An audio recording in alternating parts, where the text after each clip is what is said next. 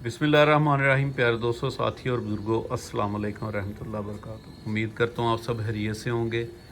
कल हमने एक वैक्सीन का प्रोग्राम जो है वो अपलोड किया भट्टी साहब के हवाले से, तो आप सब ने उसको बहुत सराहा। डेफिनेटली अप्रिसिएशन के लायक है और हकीकत पर मबनी बातें थी। आज जो है वो भट्टी साहब असुज के लिए अपने कबूतरों की परपटाई कर रहे थे, तो मैंने कहा जी ये भी एक चैप्टर है आप लोगों के लिए जो ख़ास तौर पे न्यू कमर्स हैं उनके लिए। तो बहुत सारी ऐसी वीडियोस आती हैं जिसमें ऐसे असाज़ा को दिखाया जाता है जो कबूतर को पकड़ते हैं और बड़े बुरे तरीके से खींचते हैं उनके पर। तो ये सारी इन सारी चीज़ों का अहाता करने के लिए और देखने के लिए कि कबूतर को किस तरह उनकी परपटाई करनी चाहिए, क्या क्या उनकी उससे पेशतर जो हैं वो हिफ़्ज़-ए-मात कदम के तौर पर चीज़ें करनी चाहिए, ये सारी चीज़ों के लिए गुफ्तगू कर रहे हैं हम। बहुत ही हमारे सीनियर उस्ताद लाहौर के जाना माना नाम और शहर कसूर से भी ताल्लुक़ है, माशाल्लाह चैम्पियन फैमिली से ताल्लुक़ है। उस्ताद मोहतरम नईम भट्टी साहब परपटाई कर रहे हैं। जी सर, अस्सलाम वालेकुम। वालेकुम अस्सलाम। कैसे हैं? अल्लाह का खैरियत से हैं? शुक्र। सर आज आप असुज के लिए कबूतरों की परपटाई कर रहे हैं। जी बिल्कुल जी। जो है ये आज जितने भी मेरे कबूतर जो है वो पर दिन के खेलने वाले हैं, जो आगे इंशाल्लाह सुबह इनकी परवाज़ें इंशाल्लाह शुरू हो जाएंगी जी। तो आज इनकी परपटाई जो है वो हम कर रहे हैं जी तो ये इस सिलसिले में जो है ये हमारा जो है आजकल परपटाई का जो मसला है वो इंशाल्लाह आज मुकम्मल हो जाएगा जी। जी तो फिर आगे इंशाल्लाह इनकी जो है जो प्रॉपर एक इनकी केयर होती है परपटाई के बाद वो इंशाल्लाह शुरू हो जाएगी और फिर आगे इंशाल्लाह ताला उड़ा देंगे। अच्छा सर, एग्जैक्ट हमें सीज़न से कितने दिन पहले परपटाई कर देनी चाहिए? बात यह है जी कि कबूतर का जो एग्जैक्ट जो डेज है, जो मेरे इंफॉर्मेशन है या मेरा जो एक्सपीरियंस है वो तकरीबन 40 डेज होता है, यानी 1 महीना और 10 दिन ठीक में कबूतर पूरा लैस हो जाता है अगर वो पूरा खींचा हुआ, जी। यानी उसके बगले भी, उसकी दुम भी और उसके पर भी। तो ये 40 दिन में कबूतर तकरीबन मुकम्मल हो जाता है और तकरीबन आप 5 दिन ऊपर लगा लें। अगर कोई कबूतर बाद दफ़ा तो थोड़ा सा पर रुक भी जाते हैं या कोई और इस तरह पर गिर जाता है फिर दोबारा आता है, तो ये आप कह लें कि तकरीबन 45 डेज में यानी 45 दिन में कबूतर जो है वो मुकम्मल साफ़ हो जाता है।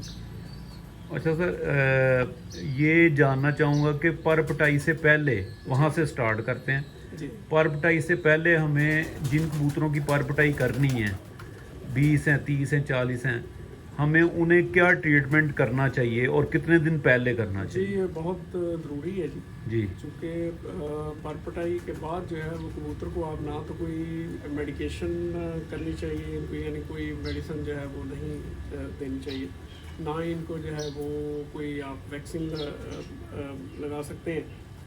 तो इससे पहले जो है ये तमाम जितनी भी एहतियाती तदाबीर हैं वो बेहतर है कि पहले ही इख्तियार की जाए। उसमें सबसे पहले ये है कि कबूतर जो जिनकी परपटाई करनी है उनको कम से कम आप 15 से 20 दिन पहले जो है वो मोटा दाना इस्तेमाल करें जिसमें सरसों नाश्ते हो। और इसमें यह है कि ताकि वो कबूतर जो है अपना अगर उनमें कोई वेट की कमी पेशी है तो वो मतलब पूरी हो जाए, कबूतर अपने पूरे वेट में आ जाए।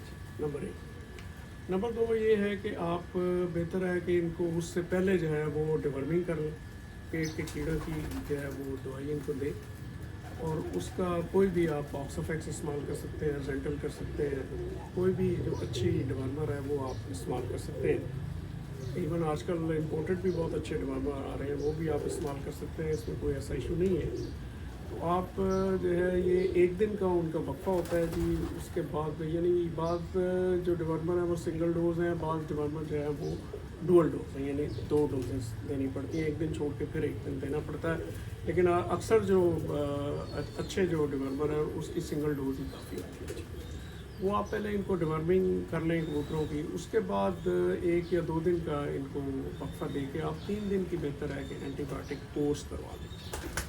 That is the best one. कोई भी आप एंटीबायोटिक अच्छा जो है 3 दिन के लिए? 3 दिन आप दें दाने के साथ इनको।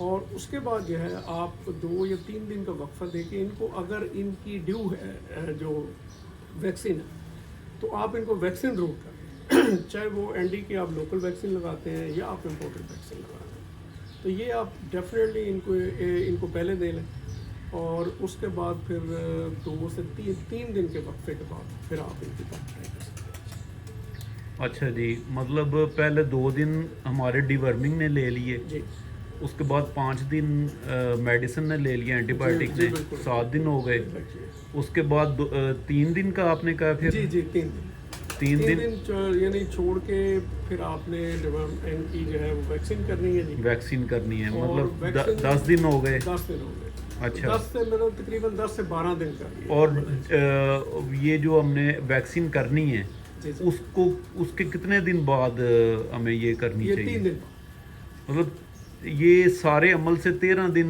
का हाँ, वक्फा 13 दिन पहले तकरीबन, स्टार्ट हाँ, प्रोसेस जी, कर देना चाहिए। एग्जैक्टली 13 दिन। अच्छा सर, इसमें मैं वो जो पर खींचने का तरीक़ाकार है उसकी तरफ मैं आता हूँ अभी, उससे पहले कुछ सवालात हैं।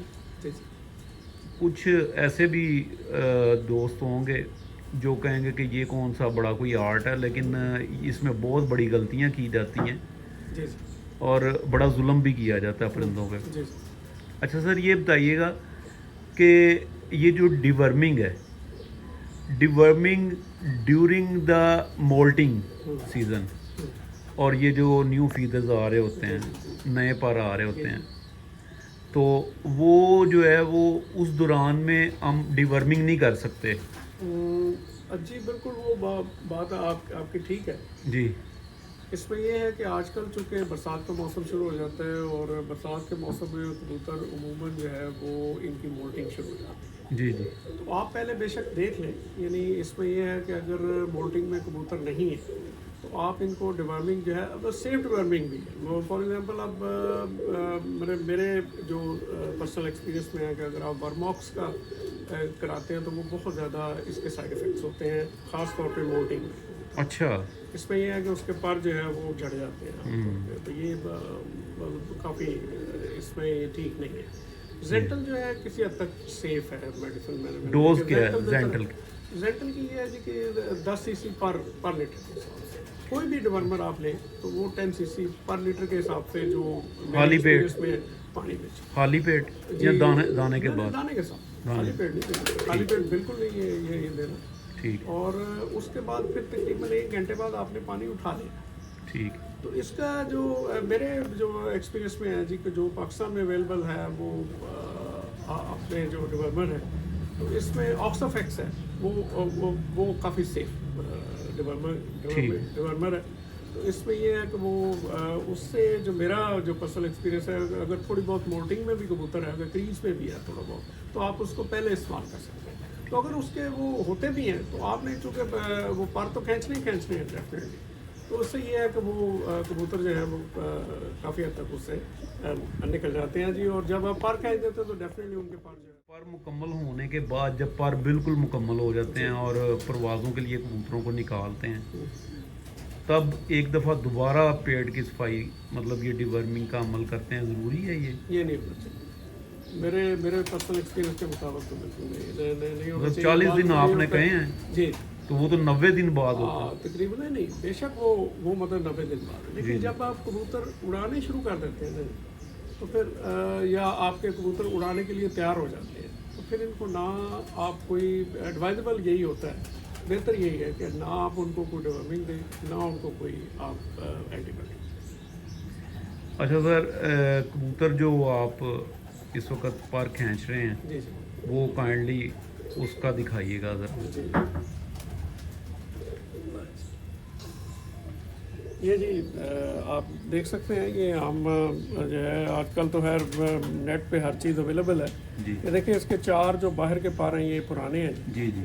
और इसके ये जो 5 पार हैं ये नए आए हुए हैं। इसका मतलब छठा इससे झाड़ा हुआ है। ठीक है जी।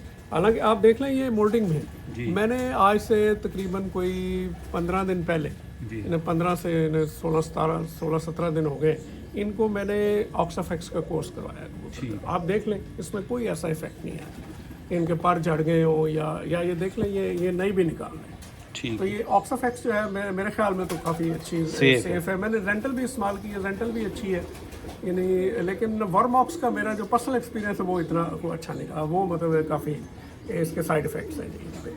तो ये जो है ये अब आप देख सकते हैं कि इस कबूतर की बगलें भी पुरानी है जी। इसका बेहतर तरीका ये होता है कि पहले आप कबूतर की जो है वो मतलब बगल जो है वो यहाँ से पकड़ के आप बगल जो है वो एक एक दो करके इनकी कैच लीजिए, ठीक हो गया। और इसके बाद जो इसके पुराने पर ये जो है ये दोनों ही तरीक़ों से, वैसे अगर आप इनको पकड़ के ये इस तरह करते हैं, ये बेहतर है कि इससे पकड़ लेना चाहिए ताकि कबूतर को तकलीफ कम हो। शोल्डर जो उसका शोल्डर बाजू देखो ना, यहाँ पे आप हाथ रखें ताकि कबूतर का जो शोल्डर है वो खींचा ना जाए। ठीक है।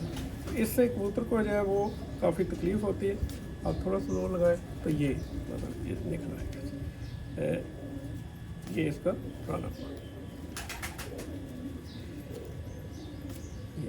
ठीक हो गया।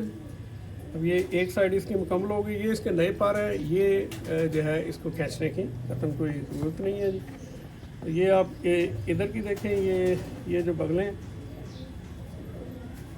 इसको जो है ये देखें, ये आराम से खींची जाती है।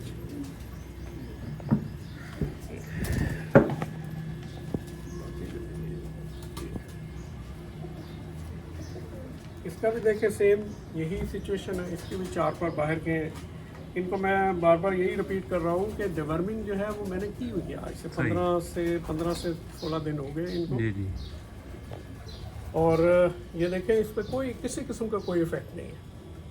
और ये जो है इनको आप जो है यहाँ पे रख के और इनकी आप पहले बगले खाएंगे ताकि आपको आसानी हो, और उसके बाद इसका जो है वो आप इसी तरह इस पे हाथ रख के ये आराम से आपके आगे है।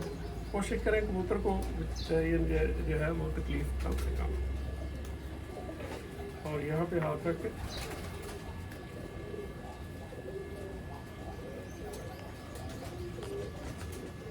अगर दुम देखें इसकी सारी पुरानी है।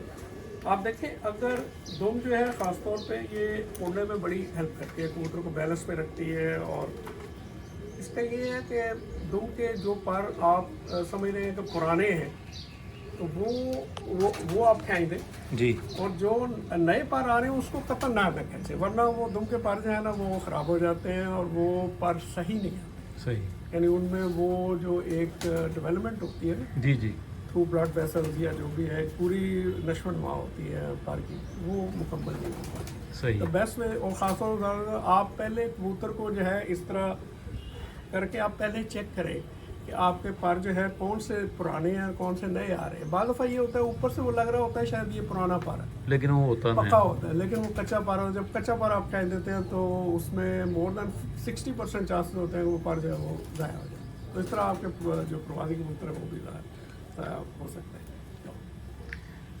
अच्छा सर, जब खींच दिया ये अवैस